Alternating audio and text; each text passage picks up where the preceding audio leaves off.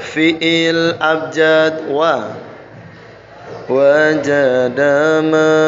menemukan, waha mengajarkan, wadda menyukai, wadhara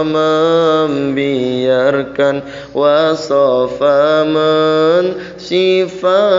wasala artinya sampai, wasa telah berwasiat, wada'a merendahkan, wa'ada menjanjikan, wa'adha menasihati, wafa menyempurnakan, waqa'a jatuh gugur, walaja masuk ke dalam, wahaba memberikan, walaja masuk ke dalam, wahaba memberikan.